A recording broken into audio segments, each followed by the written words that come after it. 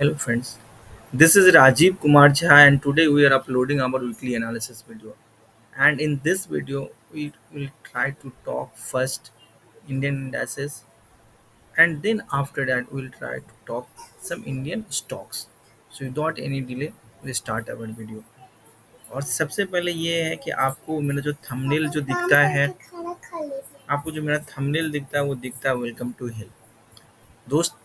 इसलिए मैंने इस चीज़ को डाला है क्योंकि अभी जो हम लोग जो है ना उस दौर से गुजर करके निकल करके अब हिल टू हेवन की ओर जा रहे हैं, जहाँ पे अब हम लोगों को डेली 2000 4000 5000 जो भी है आपका अपना जो रिक्स है उस रिक्स के अनुसार से आप मजे से कमा रहे हो। बट इस दौर को पार करने में मुझे साल लगे, तो वो साल भर का जो पेन है, साल भर पहले मैं पैसिव ट्रेडर था, खरीद लेता था, जब मार्केट ऊपर जाता था मैं बेचता था। बट मुझे लगा कि मैं स्टॉक मार्केट में इसलिए नहीं आया हूँ।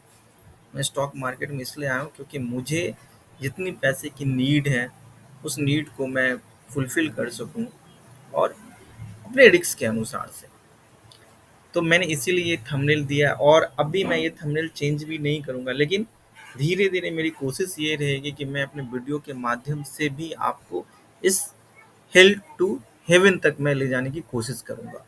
इसमें इकोनॉमिक कंडीशन है, टेक्निकल क्या-क्या चीज़ें होती है, वो मेरी कोशिश रहेगी कि मैं आपको बताता चलूँ। अब सबसे पहले हम बात करते हैं निफ्टी की। और जैसे कि मैंने अपने व्हाट्सएप पे मैंने डाला था, जिस टाइम में निफ्टी आपका मॉर्निंग में खुला था तो मैंने कहा था कि आप एक कॉल बाय कर लें। मैंने भी बाय किया था, मैंने दूर का कॉल बाय किया था और ये मुझे पैसा दिया था। बट सबसे पहले की बात है कि मैंने ये कॉल बाइंग करने के लिए कहा क्यों? इसका सबसे बड़ा रीज़न ये है कि जब आप रेट ऑफ इंटरेस्ट की जो बात करेंगे, जो वहाँ पे फेड ने अभी पॉज किया है, तो रेट ऑफ इंटरेस्ट पॉज करने से क्या होता है? ये चीज़ पहले आपको समझना चाहिए। जैसे मेरा ये कहना है कि अगर रेट ऑफ इंटरेस्ट इंक्रीज होता तो क्या होता?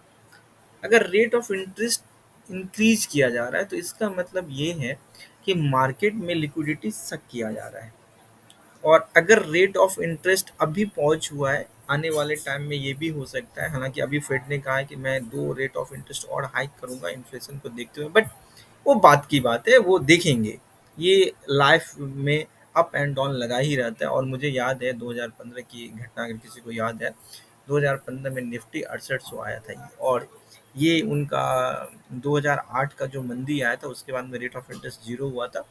वहाँ से मार्केट ने 10-11 तक में एक नया लाइफ टाइम हाई बनाया था, सबके पैसे 3 गुना 4 गुना हो गए थे। फिर मार्केट साइडवेज चला था और वहाँ पे लगभग 2014 से ये रेट ऑफ इंटरेस्ट मतलब बढ़ना शुरू हो गया था, जो हमारे यहाँ जनवरी 2022 से हुआ। जो कोरोना में जो जनवरी में आया था कोरोना, तो इसके जनवरी 2022 में स्टार्ट हुआ था। तो मैंने कहा था कि वहाँ से आप फूड खरीदिए या मार्केट नीचे जाएगा। यहाँ मैंने अप्रैल के स्टार्टिंग में मैंने कहा था, जब मार्केट 17,400 पे था, तो मैंने कहा था कि जून का 18,000 का कॉल खरीदे। तो उसके पीछे में रीज़न मुझे ये चीज़ समझ में आ गया था कि अब कहीं न कहीं इन्फ्लेशन धीरे-धीरे कूल हो रहा है। तो और दूसरा जो रेट ऑफ इंटरेस्ट 0% पे था, वो 0% से बढ़ करके आपका लगभग साढ़े 4% तक पहुँच चुका है। तो वहाँ पे फेड के पास में बहुत ज़्यादा रूम भी नहीं था रेट ऑफ इंटरेस्ट बढ़ाने का। और दूसरा चीज़ ये भी है कि मतलब इन्फ्लेशन भी डाउन हो रहा है, तो उसकी वजह से भी मतलब चीज़ें धीरे-धीरे फ़ेवर में आ रही थी। और कुछ फ्यूचर्स एंड ऑप्शन के डाटा थे जो बता रहे थे कि लोग नेक्स्ट मंथ में लॉन्ग कर रहे हैं। तो ये सारी चीज़ें फ़ेवर में थी, तो मुझे लगा कि अब यहाँ पे आप रिस्क ले सकते हैं। ये तो पहले की कहानी हो गई। अब सेम चीज़, यही चीज़ मैंने बता रहा हूँ कि जब मुझे वहाँ पे ये लगा कि रेट ऑफ इंटरेस्ट वहाँ पे पहुँच किया गया और मार्केट में S&P 500 में काम करता हूँ और मैंने देखा कि उसने 1.25% की रैली किया। तो मार्केट ने जब 1.25% की रैली की, तो मुझे ये चीज़ समझ में आ गया कि अगर वहाँ पे रैली हुई तो हमारे यहाँ भी होगी। और उससे ठीक 1 दिन पहले जो है, हमारे यहाँ एफआई ने 3,000 करोड़ की बाइंग की थी। तो एफआई ने अगर 3,000 करोड़ की बाइंग की है तो इसका मतलब क्या है कि वो बेवकूफ़ तो नहीं है। क्योंकि जब वो करोड़ अरब रुपया लगा रहा है तो उसकी रिसर्च टीम बैठी हुई और बहुत सारी चीज़ें देख करके वो रिसर्च करते हैं। और बहुत सारे हेवी जो लार्ज कैप स्टॉक्स हैं वो भी नीचे आ रहे थे। और मेरा अभी फोकस जो था वो मतलब लार्ज कैप स्टॉक पे नहीं है, मेरा मिड कैप स्टॉक्स पे है, जो एक एक दिन में 3-3 5-5% चल रहे हैं, तो मुझे लग रहा है कि शायद वो ज़्यादा बेहतर है। बट आप लार्ज कैप स्टॉक्स को मैं देख रहा था, तो उस दिन रिलायंस पार्टिसिपेट कर रहा था, एचडीएफसी बैंक पार्टिसिपेट कर रहा था, एचडीएफसी था, आपके एलटी पार्टिसिपेशन था, आईटीसी में था पार्टिसिपेशन, निफ्टी बैंक के 12 बैंक पार्टिसिपेट कर रहे थे। तो नहीं कर रहा था, तो एक आईटी सेक्टर नहीं कर रहा था, तो उससे मुझे अभी उम्मीद नहीं है। हालांकि कुछ दिन के बाद वो कहता नहीं, एवरी डॉग हैज डे, सबका दिन आता है, तो उनका भी दिन आएगा। अभी फर्म जैसे कि अभी आप देखोगे एफएमसीजी सेक्टर आपका पार्टिसिपेट कर रहा है, और ये मैंने लगभग 1-2 महीना पहले मैंने कहा था कि आप टाटा कंज्यूमर खरीद सकते हैं, ब्रिटानिया खरीद सकते हैं या एचयूएल खरीद सकते हैं। क्यों? क्योंकि इन्फ्लेशन अब धीरे-धीरे नीचे आ रहा है, तो इनका रॉ मटेरियल का कॉस्ट क्या है? घटेगा। जिससे इनका मार्जिन क्या होगा? एक्सपैंड होगा। तो जिसकी वजह से मैंने ये चीज़ बोला था।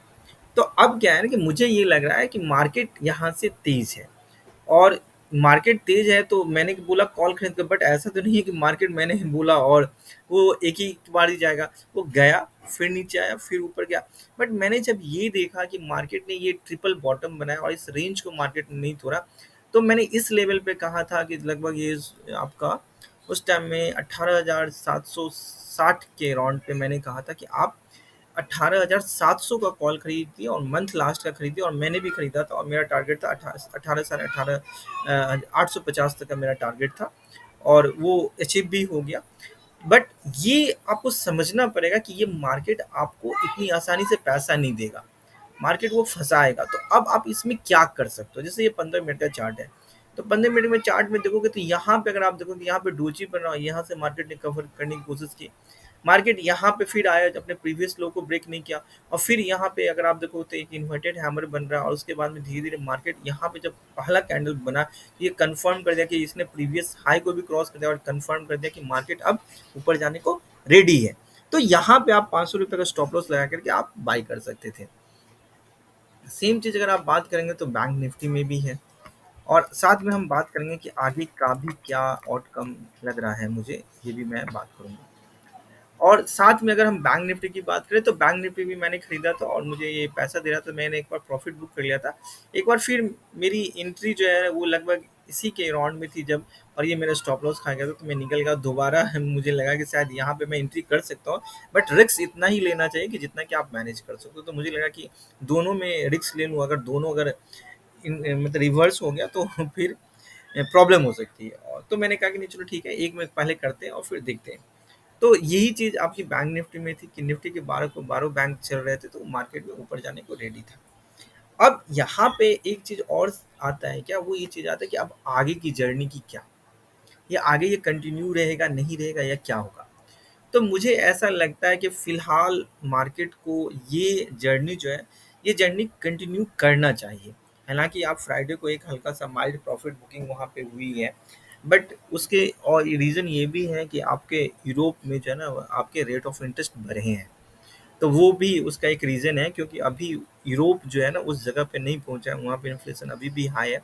उस जगह पे नहीं पहुँचा है कि वहाँ से मतलब आपकी चीज़ें वहाँ पे पहुँच की गई, लेकिन धीरे-धीरे आने वाला 1 से 2 क्वार्टर में वहाँ की भी चीज़ें होंगी। तो ये थोड़ी बहुत हो सकती है कि मार्केट आपको इस चीज़ को लेकर आगे पीछे करेगा। बट मुझे ऐसा लग रहा है, जो मैं निफ्टी का अभी मैं शेयरिंग कर रहा हूँ आपके साथ में, निफ्टी की और बैंक निफ्टी की जो है सो ऑप्शन चेन की डाटा क्या बता रही है उसकी बात करते हैं, फिर कुछ स्टॉक्स की बात करेंगे। ये मैं आपके साथ में शेयर कर रहा हूँ। आपका सबसे पहले मैं शेयर कर रहा हूँ आपकी निफ्टी के, और ये अगर आप देखेंगे, तो इसमें अगर आप देखेंगे तो ये आपको दिखा रहा है कि 18,900 का जो कॉल है उस पे ओआई और चेंज इन ओआई के मुकाबले अगर पुट की तरफ देखेंगे, तो पुट की तरफ ओआई चेंज इन ओआई ज़्यादा है। तो मतलब ये मुझे लग रहा है, ऐसा लग रहा है कि मार्केट अप है, लेकिन चूंकि आपका मार्केट लाइफ टाइम हाई पे है, और प्लस यूएस मार्केट में फॉल हुई है, तो हो सकता है कि मार्केट आपको एक डिप माइनर से मिलेगा, और वो डिप के बाद में मार्केट ऊपर जाएगा। तो और आपका एक गैप बना हुआ है जो आपका लास्ट फ्राइडे के दिन मार्केट ने बनाया था, तो मे भी हो सकता है कि मार्केट उस जगह तक एक बार आने की कोशिश करे, हो सकता है। बट मुझे ऑप्शन चेन के डाटा जो बता रहे हैं वो आप ही के बता रहे हैं। और अगर आप सेम चीज़ अगर बैंक निफ्टी की अगर आप बात करें, तो बैंक निफ्टी का जो ऑप्शन चेन मैं देख रहा हूँ, तो यहाँ पे भी अगर आप देखेंगे तो पुट की तरफ ओआई ज़्यादा बिल्डअप है, मतलब बड़े प्लेयर सेल कर रहे हैं, लोकल प्लेयर मतलब जो रिटेल प्लेयर वो बाय कर रहा है, और यहाँ पे कॉल की तरफ भी जो सेम है। तो मुझे ऐसा लगता है, मैंने उस दिन भी बोला था कि रैली सेकेंड हाफ में बैंक निफ्टी में होगी। हालांकि फर्स्ट हाफ में भी रैली हुई थी, 300 पॉइंट लगभग मार्केट चला था, 150 पॉइंट 200 पॉइंट करीब गैप था, फिर भी चला था। बट मुझे ऐसा लग रहा है कि सेम चीज़ मुझे लग रहा है कि कल ऐसा होगा। तो ये आप देख सकते हो। अब हम बात करते हैं कुछ स्टॉक्स की, और वो स्टॉक्स की बात मैं इसलिए कर, मैंने पहले भी बोला था और मैंने उस दिन अच्छे खासे पैसे भी कमाए। मैं बात करूंगा डेल्टा कॉर्प की, क्यों, मैं रीज़न बता देता हूँ।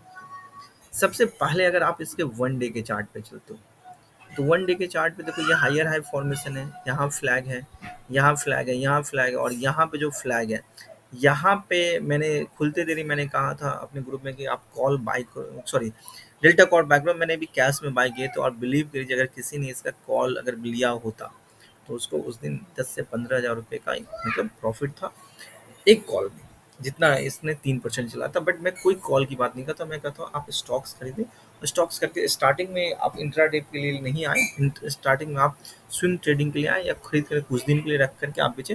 तो मुझे लगता है कि आप डेल्टा कॉर्प खरीदें, और आपका स्टॉप लॉस जो होगा वो 241 रुपये का होगा। दूसरा जो मेरा फेवरेट स्टॉक है वो है डॉलर इंडस्ट्रीज। पैसे अगर कोई डबल करेगा, तो देखो दोस्त, क्या होता है कि मंदी में कुछ भी खरीद लोगे पैसे आपके डबल हो जाएंगे, लेकिन यहाँ पे ऐसा नहीं होता है। यहाँ पे अब आपको लड़ना पड़ेगा, आपको ढूंढने पड़ेंगे स्टॉक्स। तो हालांकि ये लॉन्ग अपर साइड हुए हैं, तो मुझे लग रहा है कि कल प्रॉफिट बुकिंग होगी। तो मार्केट एक दो तीन चार बार ये यहाँ पे गया है, तो मुझे लगता है जब ये इस लेवल को निकलेगा, तो फिर ये आराम से आपको 408, और मैं चूंकि लॉन्ग टर्म का प्लेयर के लिए मैंने खरीदा है 6 महीने के लिए, तो मुझे ये लगता है कि ये मैं इसे 6 साढ़े 6 सौ पे बेचूंगा, तो मैं आराम से इसको होल्ड करूंगा। अब मैं बात करूंगा मदरसन सूमी की। ये सारे मेरे फेवरेट हैं, और ये मुझे इतना मतलब फेवरेट है कि आप बिलीव नहीं करें, मुझे किसी भी प्राइस पे मिलता है तो मुझे लगता है ये सस्ता है, क्योंकि मुझे ऐसा लगता है ना कि ये यहाँ से डबल ट्रिपल होने के लिए रेडी है। से एक मदरसन सुमी वायरिंग है, आप इसको ले सकते हो, और दूसरा जो है ना वो है संवर्धन मदरसन, आप इसको ले सकते हैं। और चौथा जो ऑल टाइम मेरा फेवरेट स्टॉक है वो है ग्रेफाइट। आप बिलीव नहीं करेंगे, मैंने 300 रुपये पे इसको बोला था अप्रैल में बाई करने को, और ये 300 रुपये से अभी 400 600 रुपये पे, और कोरोना के टाइम मैंने 100 रुपये पे खरीदा था और ये 700 तक गया था। तो आप इसको बाय करके रखें, क्योंकि इलेक्ट्रिक व्हीकल की जो कंजम्पशन है वो धीरे धीरे बढ़ेगी, क्योंकि अब धीरे धीरे प्राइस उनके रिड्यूस हो रहे हैं। अब मैं जनरल लोगों को देख रहा हूँ कि वो इलेक्ट्रिक स्कूटर लेना पसंद कर रहे हैं। अब मैं एक स्टॉक्स और बात करूँगा जो मुझे लगता है कि आप हर किसी को बाय करनी चाहिए, वो है मैक्स हेल्थ केयर। ये भी अब हायर हाई फॉर्मेशन में है, जब भी गिरता है ये वहाँ से फ्लैग फॉर्मेशन में आता है, और ये गिरा था बट मैंने इसको देखा नहीं था, अगर मैं देखता तो मैं डेफिनेटली लेता। और मुझे ऐसा लग रहा है कि मैं वेट कर रहा हूँ कि एक फ्लैग फिर दोबारा मिलेगा तो मैं इसमें एंट्री करूँगा। ये लाजवाब हॉस्पिटल है, अपोलो हॉस्पिटल से कहीं भी इसकी सुविधा कम नहीं है। मैं लास्ट मंथ गया था अपनी बेटी की इलाज को लेकर के, और ये हॉस्पिटल में आपको लगेगा जैसे आप 5 स्टार में आए हो। ये किसी भी ढंग से आपको हॉस्पिटल नहीं लगता है। एक चीज़ ये है, दूसरा चीज़ ये है कि इसमें कोई बेईमानी शैतानी नहीं है, और इनके डॉक्टर जो हैं वो वर्ल्ड क्लास लेवल के डॉक्टर हैं। तो मुझे मैंने इसको खरीदा था, बीच में मैंने प्रॉफिट बुक कर ली, बट मुझे मैं फिर एंट्री करूँगा। मुझे लगता है कि उसको 10 साल 20 साल के लिए इसको बाय करना है, क्योंकि अगला जो नेक्स्ट जो अपोलो हॉस्पिटल की जो बात करेंगे, क्योंकि सारे लोग तो अपोलो हॉस्पिटल में इलाज करेंगे नहीं, क्योंकि उतने बेड वहाँ पे है नहीं। इवन तो यहाँ पे बेड फुल रहते हैं, मैंने देखा है। तो इसलिए मैं बोल रहा हूँ कि आपको जब भी मिले तो आप इसको बाय कर सकते हो। और एक स्टॉक ये है ग्रिप्स कॉटन है। ये एक्चुअली टू व्हीलर और थ्री व्हीलर्स की इसकी ऑटो की व्हीकल्स आती है। बट ये अभी ये उतना नहीं चल रहा है, ये मैं पहले इसको 250 रुपये पे मैंने बेचा हुआ है। बट ये भी आप एक्यूमुलेट कर सकते हैं, ये जाता है 170 तक, 60 65 तक जाता है, और ये रिवर्स कर रहा है। बट धीरे धीरे मुझे लग रहा है ना कि आप एक छोटा सा स्टॉप लॉस लगा के 132 का स्टॉप लॉस लगा करके आप इसको एक्यूमुलेट कर सकते हैं। आज के वीडियो में इतना ही। नेक्स्ट वीडियो में फिर आगे की बात करेंगे। That's all. Thank you.